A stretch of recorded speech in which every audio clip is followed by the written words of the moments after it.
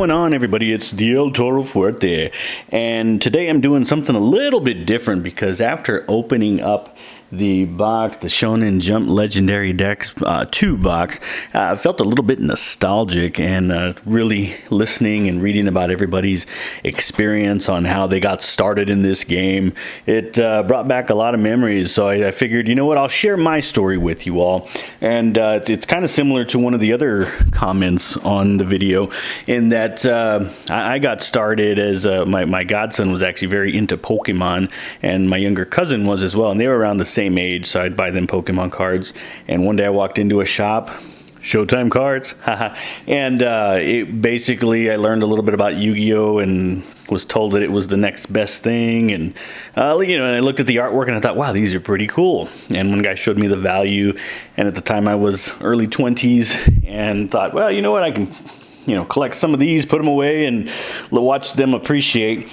Needless to say, I ended up giving them their gifts, and I kept a bunch for myself. I think I bought a box of Legend of Blue Eyes and Metal Raiders, the first few sets, and put a bunch of really probably about 60 to 80 card decks together, and thought I was pretty good. Dueled with my buddy, and after that little point later, we decided we were going to start entering tournaments. And man, did I get my butt handed to me so many times. And before I learned my lesson, actually there was a nice kid who took my deck, and he says, you want to get it down to as close to 40 cards as possible, and you want to, he basically taught me the proper way to build a competitive deck. And this guy was up there. Him and his friends were always winning tournaments. And so when I got my stuff together, by that time, the December 2002 ban list had come out, and so I went ahead and printed one for you.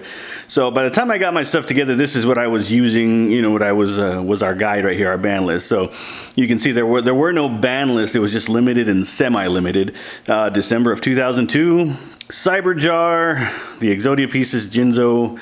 Jinzo had just come out a couple months prior with the Pharaoh's Servant set, and so we had Morphine Jar was down to 1, and Witch of the Black Forest had just got switched to 1. I think it was at 2 previously.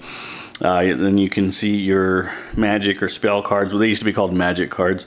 Card Destruction at 1, Change of Heart, Confiscation, Darkhold, Delinquent Duel, Limited Removal, and the rest. And then it carries over to the other side here. Snatch Steel had just come out. And then trap cards, Call the Haunted, Ceasefire, Imperial Order, Mirror Force, Semi-Limited, Morphine Jar number 2, Sangan, Heavy Storm, Nobleman of Crossout, and Backup Soldier. So that's what we had. And one of my all-time favorite decks, this was actually the first deck that I won a tournament with. It was a fairly large tournament over at one of the local malls, and there was probably about, I'd say, there wasn't that many people. It was probably about 30 people. So 30 competitors, and it was really neat. But this is the deck that I used. I remember it because I wrote it down. Silly, right? But I always loved to use this guy right here, Barrel Dragon. It was one of my all-time favorite cards there. And you can see it's kind of worn out. I got it that way, unfortunately. But this was fun to use. 2 Tribute Monster. Next up, of course, was the Summon Skull. Nice shiny Summon Skull there. And these are my original sleeves that I used to play with, so that's why they're kind of dusty. I probably should get some new ones in there. And then, of course, you have Jinzo right here. Good old Jinzo. And then we got into those are the tribute monsters. So I usually ran with those 3 just because they were, you wanted to limit your tributes back then. And so beat down, the strategy back then was basically clear your opponent's field and hit them as hard as you can. And so I would run 3 of the Goblin Attack Force. Now this was a very good card. 2300 attack level 4, but as soon as you hit, you attack, it goes straight to defense position, and it had 0 defense. So, most of the time it was only good for 1 turn if you got an attack through, because, as the effect says right there. Let's see if we can get that focused in there. This position cannot be changed during your next turn. So you literally had to wait a couple turns before you can get this guy back up, if he lasted that long, which most of the time he didn't. One of the other things being that I had a full-time job that paid very well at the time, I was actually able to acquire 3 mechanical chasers. Now these are the commons that that came out. I do have one still from those days, and they were very expensive. This is a tournament pack 3. I did at one point have a tournament pack 1 and never played with it, but I did sell it for quite a bit of money, and I wish I would have waited because it's worth a lot more now. But this is my my Hall of Fame enshrinement right there. And then, of course, being that Snatch Steel had just come out, I wanted to, another high attack was, oh, by the way, this guy had 1850 attack. Most of the beatdown monsters at the time were 1800 standard.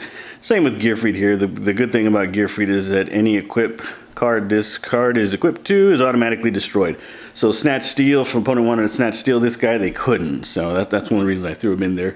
Most people ran like a Legion, the Mystical Genie, the Lamp.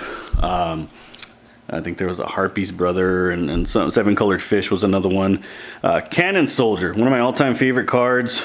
Level 4, 1400 attack. Tribute 1 monster on your side of the field to inflict 500 points of damage to your opponent's life points machine. I love that just because it could save you late game if your opponent was low on life points and you had a couple weak monsters out. You can hit them easily for 3. You know, if you had this guy plus another one, that's 1,000. Yeah, you know, so it was always nice little addition. Witch of the Black Forest, level 4. She's level 4. Not very good on attack or defense, but when this card is sent from the field to the graveyard, move 1 monster with a defense of 1500 or less from your deck to your hand. Your deck is then shuffled. So you could easily search out these 2 guys right here, Jinzo and Summon Skull with Witch of the Black Forest, and so she was very, very useful. Of course, you always wanted to throw in a Sangan as well, which was very nice. Some people played with 2. I only played with 1. He is very similar to Witch of the Black Forest, and that it's just the attack has to be 1500 or less. So I could get Witch of the Black Forest, I could get Cannon Soldier, and this guy right here was one of my favorites. I used to just throw in just because he had piercing damage. Nothing too special about him. Level 4, 1400 attack, but with piercing damage. And this is actually the card that won me the game in the final of that tournament. So I always liked the Mad Sword Beast flip effects. I threw in 1 Man-Eater Bug. A lot of people used to run 3, but Nobleman of Crossout was starting to gain a lot more play, and that just ruined it. So 1 Magician of Faith, 1 Cyber Jar, fun card, and of course another one was Morphine Jar, and this was very expensive back then as well. This is a common here. I do have my old buddy friend here, the Tournament Pack 4 Morphine Jar, again enshrined in my Hall of Fame. Alright, so that's it for the monster cards. That's what we used to use back then, or what I used to use, sorry about that. Move those aside. Now for the spell cards. Now most of the stuff, the important stuff was very, was all limited. So here we go. We got 1 card Destruction. I did tend to side another one because Exodia still saw some play back then, because the game was still new and the anime was very popular. So you run 2 card Destructions, you basically ruin it for your opponent, in addition to the Morphine Jar. 1 Change of Heart. 1 nice shiny Dark Hole. Limiter Removal. This was fun. It was a quick play. Doubles the attack of all machine type monsters on your side of the field. At the end of this turn, all machine type monsters from your side of the field are destroyed. So ideally you'd love to close it out with a Jinzo and a Cannon Soldier on the field, or a Jinzo and a Mechanical Chaser. Basically anything that is machine, even the Barrel Dragon. You attack directly, or even just attack a face-up monster, double their attack. And if you had Cannon Soldier, it was nice because you could not only attack, get that double attack boost, and you can fire them all off using his effect, including himself, for an extra 500 each. So that was always a fun way and always annoyed my opponents, but who cares, right? Monster Reborn. Pot of Greed. Premature Burial. Very good card, especially if you use Giant Trunade. You could use it twice. Alright, Raigeki. Snatch Steel. And there's Giant Trunade. Heavy Storm times 2. 2 Heavy Storm. And last but not least, 3 Mystical Space Typhoons. Now, the thing about it back then too is that, you know, spell trap removal was very heavy, as you can see. Some people used more than 1 Trunade. Some people even added in a Dust Tornado. That was adequate for me. And then depending on who you're facing, if you're facing a deck that's a little bit tougher than others, you obviously have your side deck. And as for the trap, I had Call of the Haunted, Ceasefire. Now, the great thing about Ceasefire, the burn damage, but also negates the flip effects of the monsters when they would flip face up. So that was nice. Imperial Order, 1 Mirror Force, and a Magic Jammer to top things off. So depending on, you know, again, some of the, I don't remember my exact side deck, but I know I always packed a Nobleman of Crossout if I was facing an opponent's deck that was flip heavy. Now the thing about this is that it removes both the flip effects from both decks, your opponent's and yours. So if my opponent set down a Maneater Bug and I activate Nobleman of Crossout, it kills the one on the field, the other 2 in his deck if he had 2 or however many he had, and then anything in my deck that was Maneater Bug. So pretty useful, but could also backfire, and that's why I started running 1 of each of the flip effect monsters. Mirror Wall was a nice addition there from Pharaoh's Servant. Decrease the attack of your opponent's attacking monsters by half. You got to pay 2,000 life points to keep this on there. Most of the time it was just a single use. I rarely ever kept it on there and paid that cost. Solemn Judgment. The Fiend Mega Cyber was nice back then. You can special summon this card from your hand if your opponent has at least 2 more monsters on the field than you do. So, always nice. 1 Swords of Revealing Light.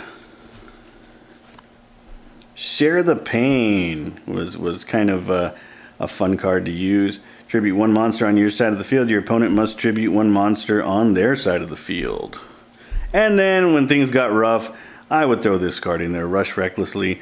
Increase 1 monster's attack by 700 points during the turn this card is activated. So it was a nice way to counter a Jinzo.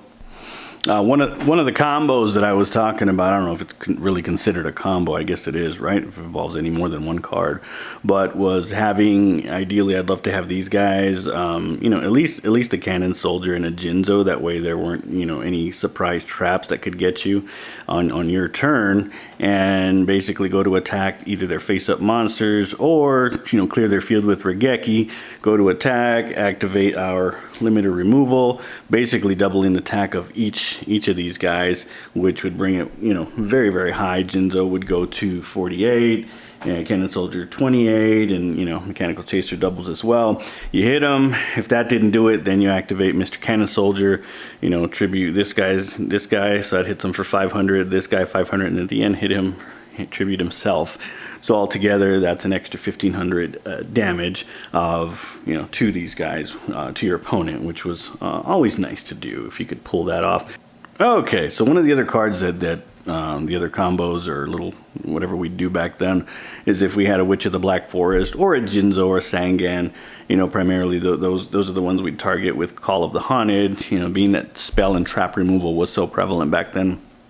Most of the time people had the same amount of cards as far as spell trap removal. So they go to destroy it, you chain Call the Haunted, Witch of the Black Forest, Sangan, whatever they hit for a bit, this gets destroyed, so do they, and you get their effect once more.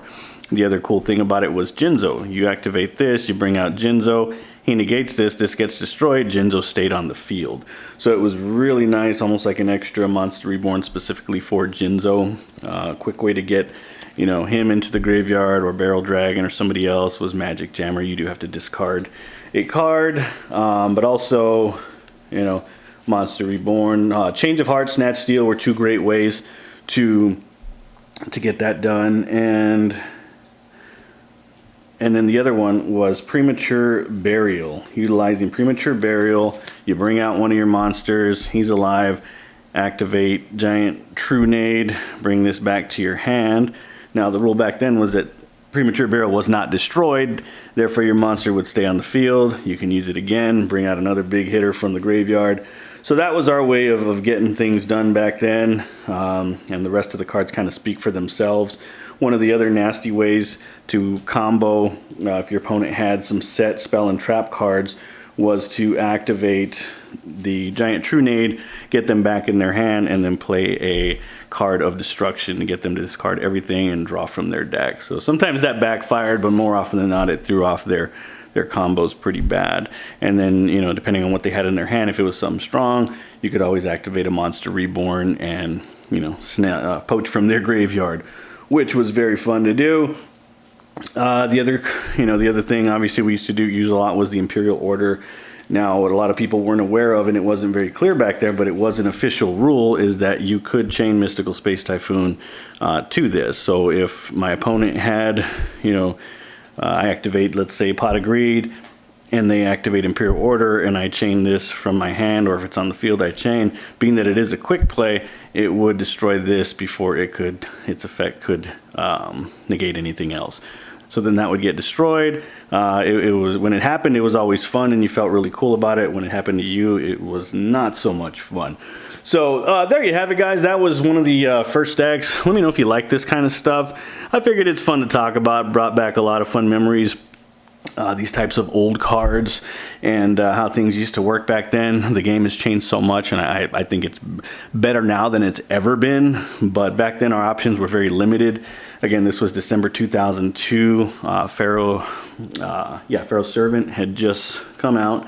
And so we were working with what we had back then, and it was a lot of fun. And so if you want, I can do another one of these. Let me know if you'd like to see. I basically tended to evolve. I think I played for about another 2 or 3 years, and then I kind of quit playing competitively. But this is what carried me for a few months until the next ban list hit. All right. Well, anyways, guys, thanks again. Appreciate you as always. Keep on dueling.